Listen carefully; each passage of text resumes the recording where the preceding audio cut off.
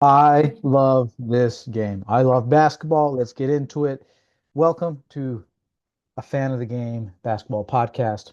We'll talk more about at a different time, but today we have to get some thoughts across because we need to fix this. We need to talk about the NBA All-Star game. Okay? I love the All-Star game. Been watching it for at least to me a pretty long time, probably post 2000s era and into the culmination of the Kobe era with the rise of LeBron and Steph. Um, but the reason we're talking about this is because we've had a controversial All-Star weekend. NBA All-Star Weekend 2025, I would say that a vast majority were not pleased with it. We were drawing the attention of Oscar Robertson responding to Draymond Green's comments, and even Kevin Durant made some comments. This is really interesting to me that this is the point that we've reached with the All-Star Game. The All-Star Game had its inauguration in 1951. We just had it in San Francisco, and now we're going to have it in Los Angeles next year. Here's some statistics for you. In the year 2000, there were 13 million people who tuned in to the All-Star Game.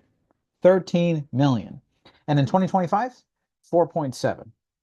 Here is the list of the last 10 NBA Kia MVP All-Stars or the Kobe MVP Kia All-Star Weekend MVP. Sorry, I don't say that correctly. I'm going to learn. I'll get back to it. 2025, Steph Curry, Golden State Warriors. 2024, Damian Lillard, Dame Time, Milwaukee Bucks. 2023, Jason Tatum, Boston Celtics. 2022, Steph Curry, Golden State Warriors. 2021, Giannis Antetokounmpo, Milwaukee Bucks. 2020, Kawhi Leonard, LA Clippers.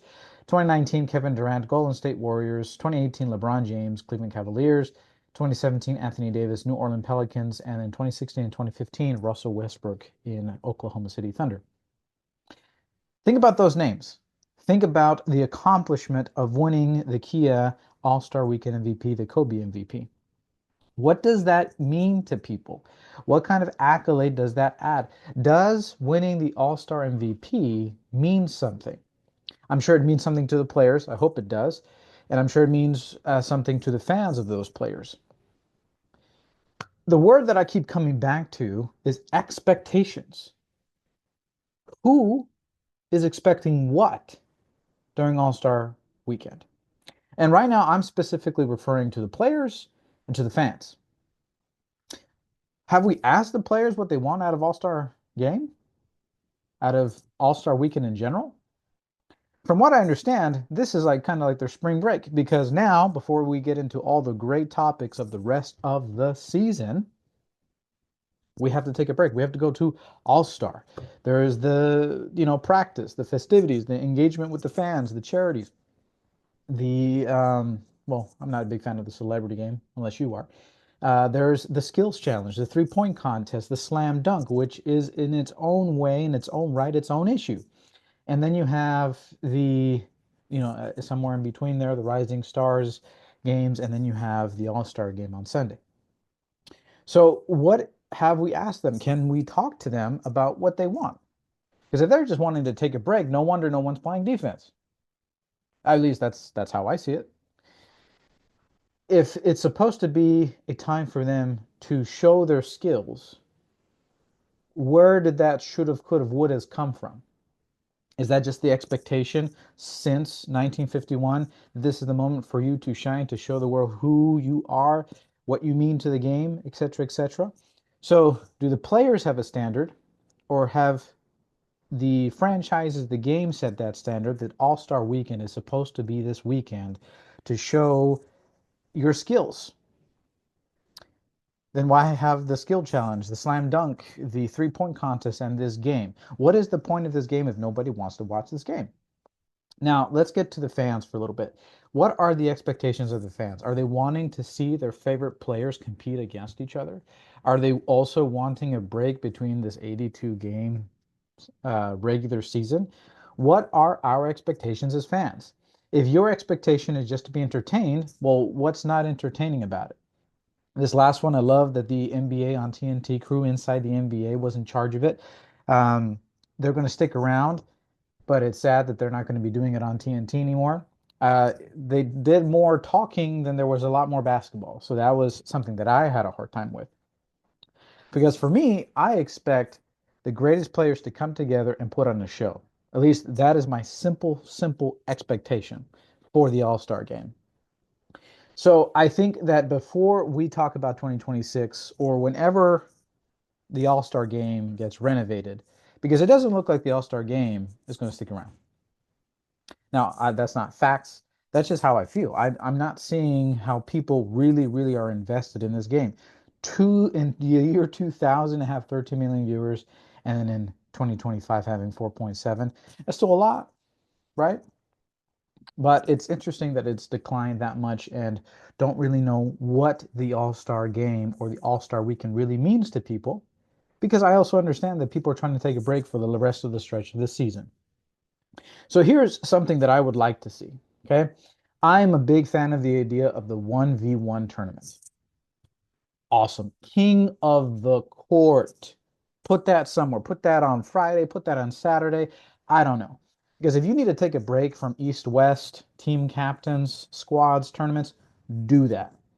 Because the All-Star game is suffering. Okay. Draymond Green made this point. I listened to Draymond make this point about the personal accolades, with what they did this last season, which this last time was totally fine. They shook things up. I didn't mind Chuck, Shaq, and Kenny having their own squads, their own GMs. But if you only can score 14 points because you're the target score, yeah, that's interesting. What kind of records are you going to break? Is this also a record-breaking situation? There's stuff like that. It's the limelight, the showtime, all those type of things. But I think something that would be very fun, very competitive would be a 1v1 tournament. I think that would mean something to people, to fans and to players, bragging rights, all this type of stuff. You know, and I do want to mention this. I'm going in a lot of different directions, but there's the business of the sport, there's the philosophy and passion of the sport, and then there is the entertainment aspect of the sport, which I think is going to be the interesting part because if you're in the entertainment industry, you want to be entertained. So I think there's a lot in there that's interesting about the game of basketball and my recent thoughts, my recent opinions, and the recent threads and conversations that have been had concerning the All-Star game. I also want this to be an opportunity to celebrate the game of basketball.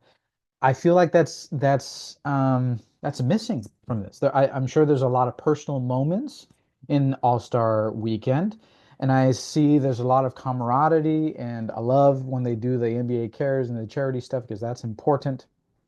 Um, and they got to showcase and focus on the inside the NBA crew, give them their flowers.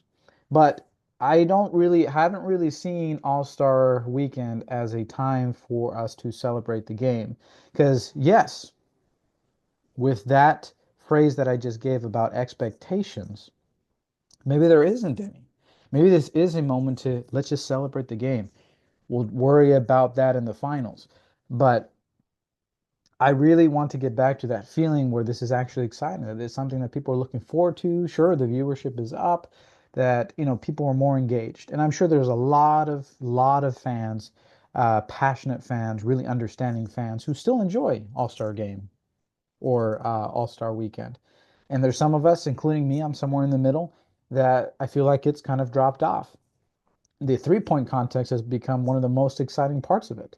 The slam dunk competition has declined, and I'm glad Mac McClung has won a three-peat. That's awesome. He did great. But I think that's something that we need to see. Well, at least for me, I want to see a 1v1 tournament. I want an opportunity to celebrate the game if we're going to continue to have the All-Star break or just give the players a break, whatever needs to be decided in the end. So, those are my 2 cents in this introductory podcast where we talk about this All-Star weekend. What are your thoughts? How should the All-Star game change? How should All-Star weekend change? It's been exciting to just express some thoughts about this. I love this game. This has been a Fan of the Game basketball podcast, and I'll talk to you later.